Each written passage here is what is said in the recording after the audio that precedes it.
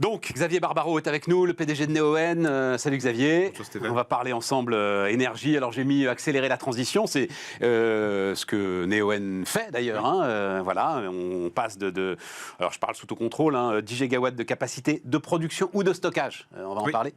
À 20 gigawatts échéance 2030. Je tiens juste, c'est pas du tout, au contraire, tu le prends mal, au contraire, c'est pour donner la mesure de ce que tu représentes. Je me gourre pas, l'objectif de Total, il est à 100 gigawatts à peu près. Donc ça veut dire que t'es pas, enfin t'es loin, mais en même temps pas si loin que ça, quoi. Voilà, on rentre dans des trucs. On est dans la même famille. On est peut-être sur un strapontin par rapport à quelques gros, mais on est dans le même groupe maintenant. Quoi, les plus gros, ils sont à quoi aujourd'hui? 150, 200 gigawatts, pas beaucoup plus. Dans leurs annonces, parce qu'après il faudra voir la réalité. Alors c'est ça qui m'intéresse. Quand on regarde les Iberdrola, les Total, les BP, ils annoncent 80, 100, 120 gigawatts. Mais aujourd'hui, quand on regarde ce qu'ils ont, Neoen a à peu près un quart, peut-être parfois un cinquième de ce qu'ils ont. Donc ils ont peut-être beaucoup d'ambition, mais ils n'ont pas non plus, alors qu'ils étaient partis plus tôt et avec des moyens plus importants que nous, ils ne sont pas non plus 10 ou 20 fois plus gros aujourd'hui. Est-ce que ces ambitions sont à la mesure du défi qui est posé à l'humanité, pour le dire très très largement? C'est-à-dire le rythme aujourd'hui, on sait que sur le solaire, par exemple, les choses sont en train de s'accélérer massivement. Vous êtes sur l'éolien. On fait aussi beaucoup de solaire. Vous faites aussi beaucoup de solaire, oui.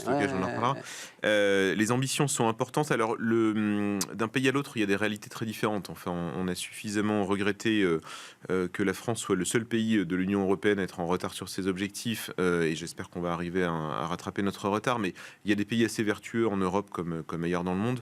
C'est vrai que d'un pays à l'autre, on peut parfois avoir des réalités assez différentes. Et c'est dommage parce que fondamentalement, que ce soit en termes de techno ou en termes de prix, le renouvelable, on sait faire. Je veux dire, les barrières sont administratives, en fait.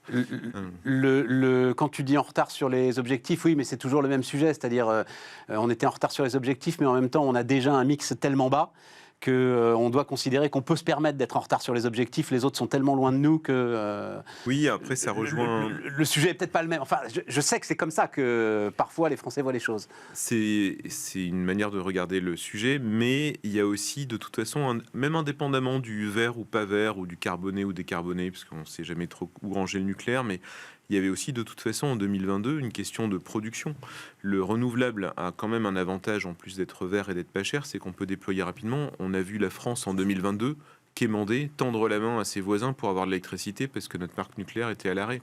Donc même indépendamment de est-ce qu'on doit rentrer dans des objectifs européens d'énergie renouvelable, la France a un besoin intrinsèque d'avoir plus d'électricité domestique qu'on n'arrive pas aujourd'hui à satisfaire. Donc de toute façon, même indépendamment des contraintes un peu exogènes ou un peu théoriques ou un peu administratives, on a besoin en France de rajouter de l'électricité. Et ça, il faut qu'on s'y mette parce que l'an dernier, on l'a payé cher au sens propre. Et on en parle assez peu. La vitesse de déploiement est aujourd'hui l'une des forces principales du renouvelable, finalement. Bien sûr, un réacteur nucléaire, on le voit, alors on a beau dire, ah oui, mais Flamanville ou Olkiluoto en Finlande, ah oui, mais c'est des têtes de série, donc c'est normal que ce soit lent. Non.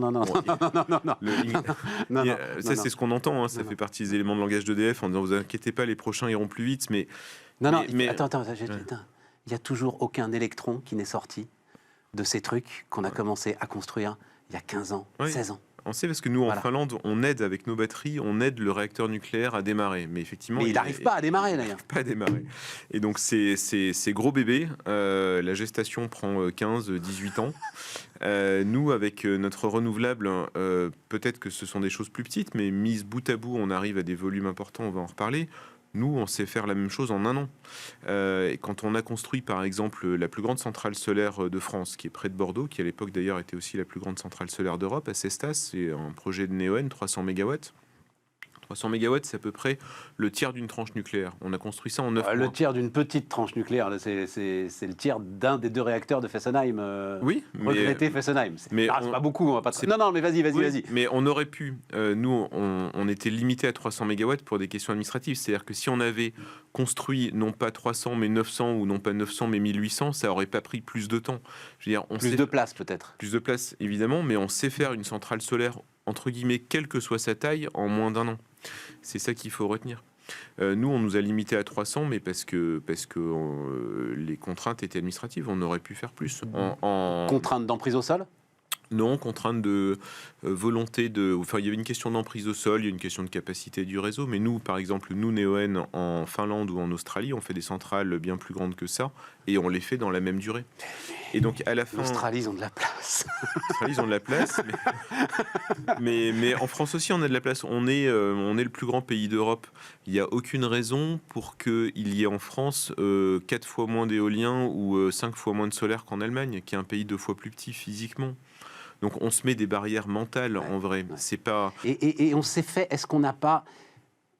On est rentré dans une espèce de bataille des énergies les unes contre les autres. Oui, soit on est pour le nucléaire, soit on est pour l'éolien. Enfin, il y a quelque chose d'un peu absurde dans le débat là-dessus. Et alors, nous, chez Neoen, on n'est pas anti-nucléaire. Alors, il y a parfois des pro-nucléaires qui sont anti-renouvelables parce qu'ils ont l'impression d'être menacés. La réalité, c'est que ce qui marche bien, c'est un mix.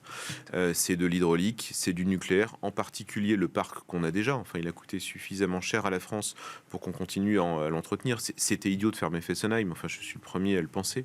À la limite, on apprend à fermer des centrales. C'est peut-être ça qui un jour sera utile. On a ce côté laboratoire, mais bon, c'est quand même un peu dommage.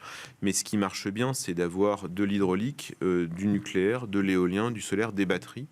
Ce qui marche bien aussi, c'est d'avoir des interconnexions avec les pays voisins pour s'échanger quand il y a du surplus en Espagne ou du surplus en Irlande, puisqu'on est en train de connecter l'Irlande à la France. C'est extrêmement pertinent.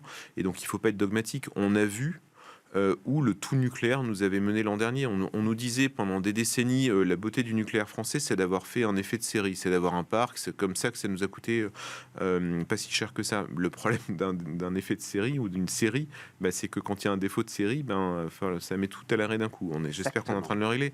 Mais donc il faut pas miser sur le tout nucléaire, il faut pas non plus miser évidemment sur le tout éolien. On arrive à voir, Neoen l'a montré en Australie méridionale, qui est l'État où se trouve Adélaïde, qu'avec du solaire, de l'éolien et du stockage, on pouvait passer la barrière des 50% de renouvelables. Et c'est déjà super bien. C'est autant d'électrons carbonés en moins, c'est autant de dollars économisés pour les clients résidentiels locaux, puisque le renouvelable coûte moins cher. Arriver à 100%, c'est pas si simple. Donc continuons évidemment à faire vivre le parc existant. La France est un pays béni des dieux. On a en plus la chance d'avoir des barrages. C'est la plus belle des énergies, l'hydraulique. Heureux comme Dieu en France, disait Goethe. Voilà, absolument. Au niveau, alors il y a un sujet intéressant au niveau du prix.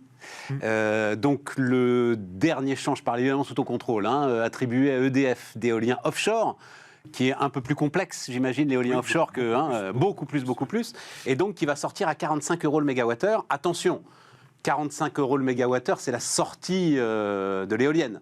Il faut effectivement le remettre dans un mix général pour avoir le prix total, comme le dit Jean-Marc Jancovici, système contre système, voilà, pour assurer la.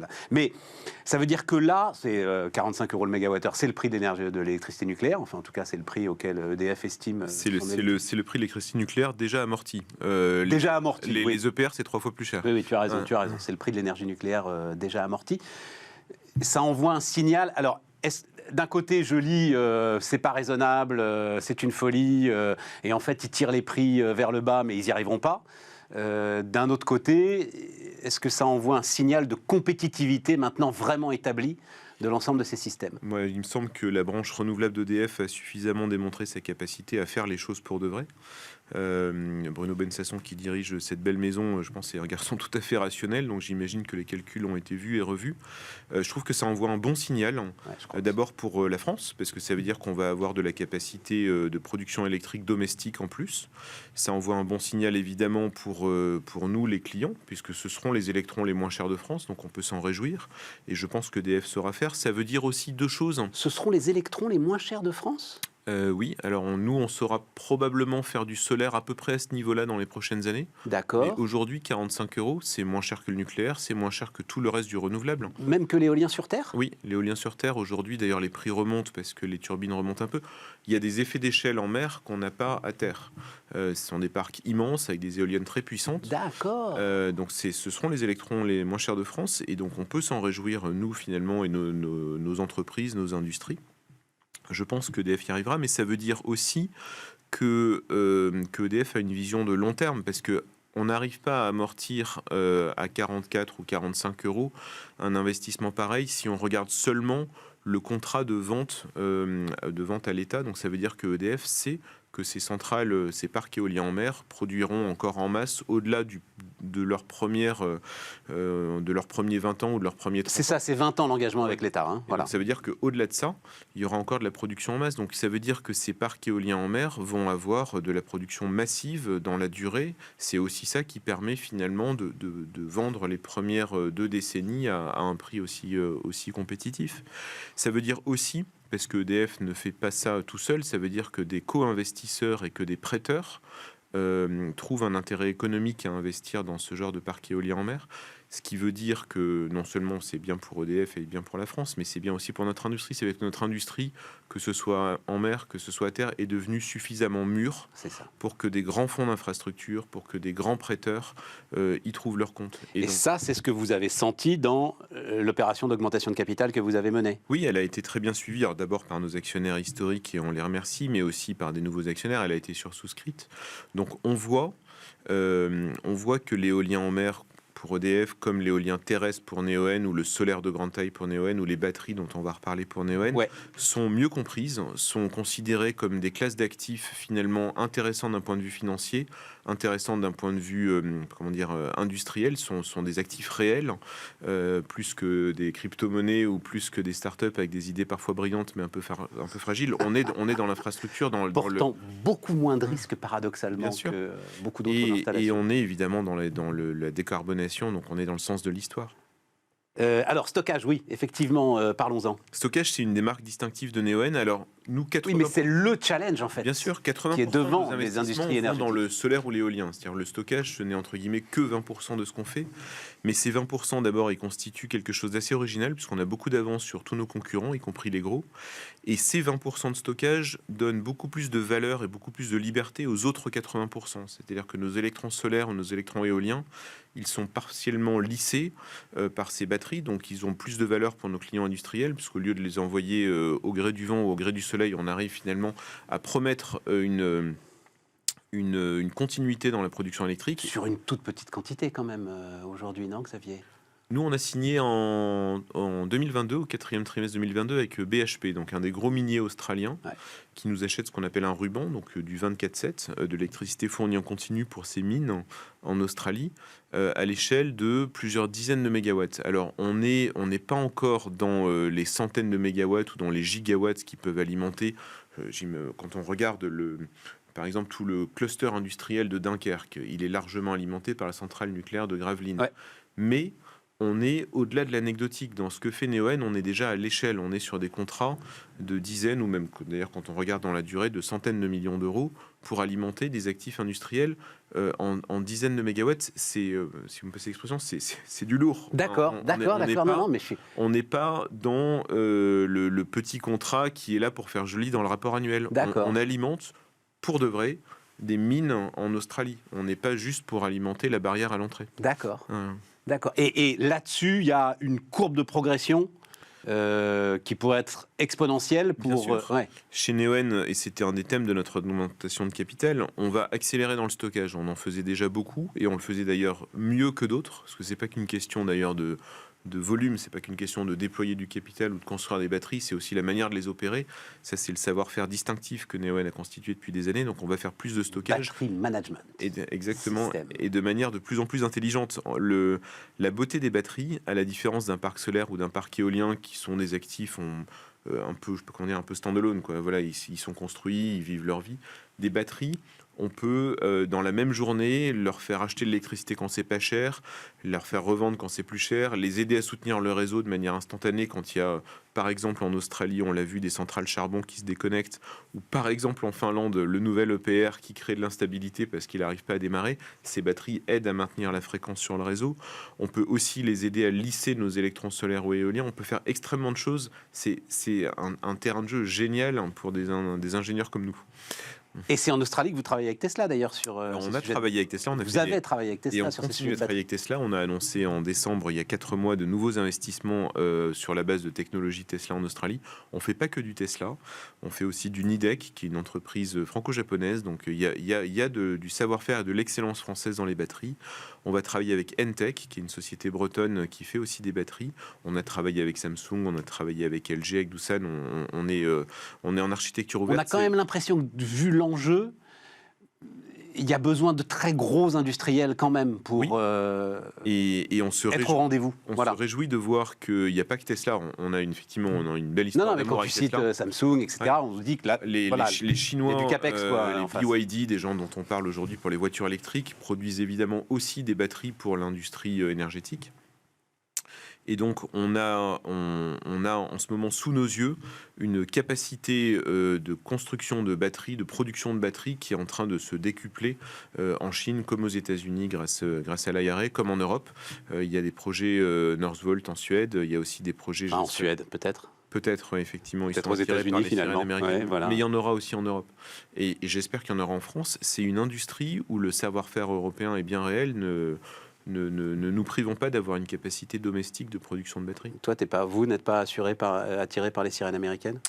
On a tenté notre chance aux États-Unis, on n'a pas réussi à se faire notre place. Et comme Neoen est un opérateur assez rationnel, si on n'y arrive pas, peut-être qu'on a raté quelque chose, mais dans ce cas-là, on passe à autre chose. Donc, nous, le monde est suffisamment vaste pour... On s'est redéployé au Canada, donc on a au moins une petite couleur nord-américaine. Un mot, un tout petit peu plus, 2 minutes, parce que j'ai lu que tu étais très prudent sur l'hydrogène. Oui, alors... Ce qui me surprend quand on fait de l'éolien. J'y crois beaucoup. Et un jour, Neoen produira des molécules d'hydrogène en plus de produire des électrons. Et ce jour, ça sera avant 2030. Donc pour l'instant, on fait des pilotes, mais les maths ne marchent pas. Quand on regarde aujourd'hui le coût de production de l'hydrogène, surtout avec une électricité qui est assez chère, ça donne pas envie d'investir. Alors c'est ça que je comprends pas, Xavier, quand j'ai lu justement ta déclaration là-dessus. Pour toi, si tu utilises pour faire de l'électrolyse de l'énergie qui de toute façon à la sortie de tes éoliennes pourrait pas rentrer sur le réseau par exemple parce que c'est un moment où il y a trop de vent, il n'y a plus de place sur le réseau, le coût il est nul. On peut le regarder comme ça, mais c'est encore plus opportun de mettre cette électricité dans des batteries plutôt que de la mettre dans des électrolyseurs. Donc, par exemple, priorité pour nous.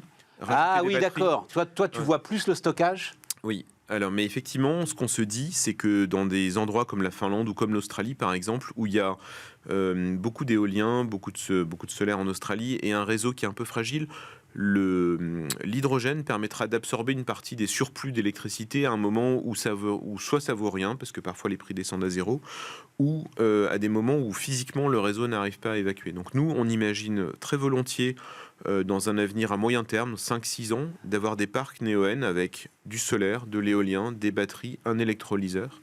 Mais aujourd'hui, on ne voit pas encore l'équilibre économique, même avec des surplus d'électricité comme on peut déjà en voir.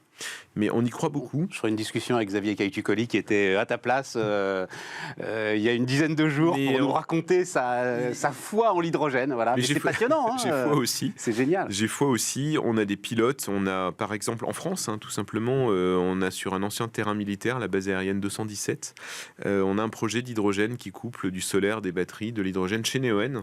Donc on commence à s'entraîner à moyenne échelle, quelques mégawatts, mais il y aura... Mais je comprends, ton sujet c'est si j'ai du surplus, c'est plus efficace de l'injecter dans une batterie que d'en faire de l'hydrogène. Mais 5 ans, c'est demain. Donc c'est pour ça que Neoen aujourd'hui se prépare déjà, apprend déjà l'hydrogène. Mais à grande échelle, non. L'augmentation de capital qu'on vient de faire, elle va aller dans des panneaux, dans des éoliennes et dans des batteries, et pas encore dans des électrolyseurs.